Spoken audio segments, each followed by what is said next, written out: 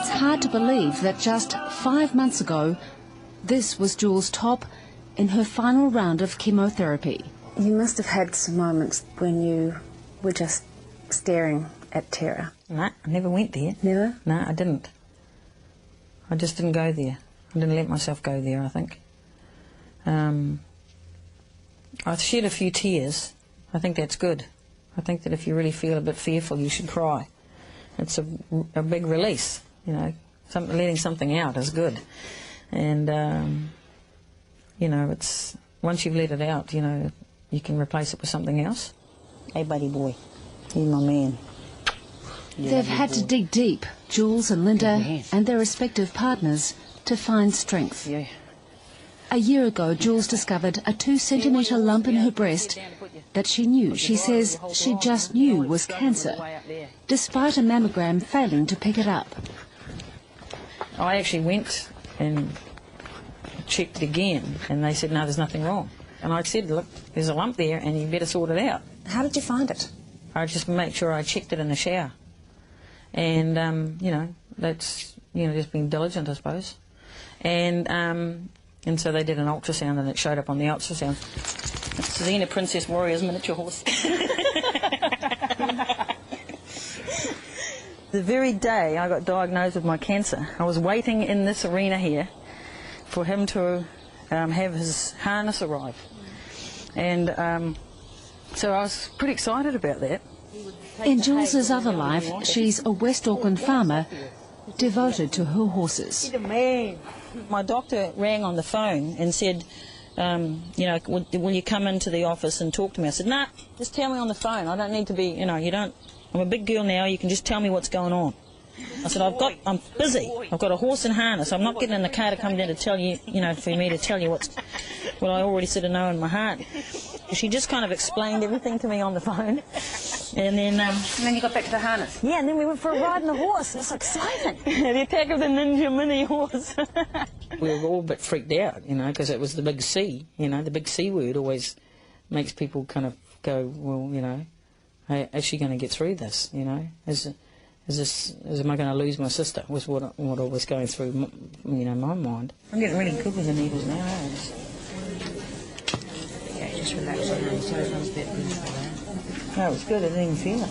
In the following months, Jules underwent chemotherapy and acupuncture, changed her diet, was nursed by Linda for 6 months, and came to terms with the loss of her left breast.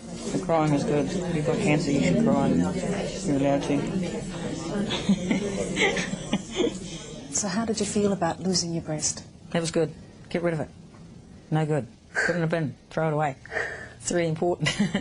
Well, I felt like I, you know, needed to make a real good medical decision.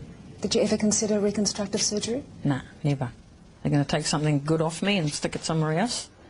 It all depends whether you worry about your physical being who you are, or whether you think who you are is more inside. And, you know, I think, you know, I feel more I'm an inside person. Mm. That's who I am. It doesn't, you know, physical stuff doesn't really affect me too much. Did it stop you in your tracks? Nah, I don't think it stopped me at all. I think it made me get up and go more. I think it made me go harder, actually. Sometimes I think, wow, I'm really glad I got cancer. Because it made me think, wow, you know, what do I want to do in my life? You know, if everyone in New Zealand asked themselves that question, you know, what do I really want to do? What if I die in the next 6 months? Gee, have I done whatever I need to do? Have I, you know, made peace with myself? You know. And have you asked that question? Oh, hell yeah. I asked it the moment it happened. I said, what am I going to do? And I said, I want to ride my horse a lot. Yee-hoo! Good boy. She made other decisions about her life too. Some of the conventional medical treatments strongly recommended to her by specialists, Jules strongly rejected. I chose not to do the radiation. I just knew,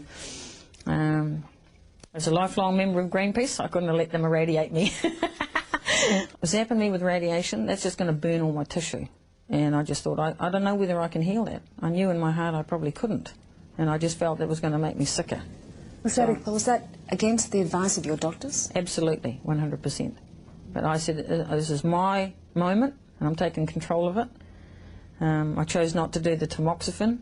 I'm sure the doctors don't want to hear me saying this, but you know, it made me feel strong. It made me feel as if I was in control of my treatment. She's freed up the scar tissue in her chest by getting straight back into physical work. Nothing like stacking the bar. Hey, in the bar. A farrier, she maintains the hoof health of around 250 Auckland horses. And she barely stopped work even while she was in chemo. And I made myself go through that job. I made myself sweat every day.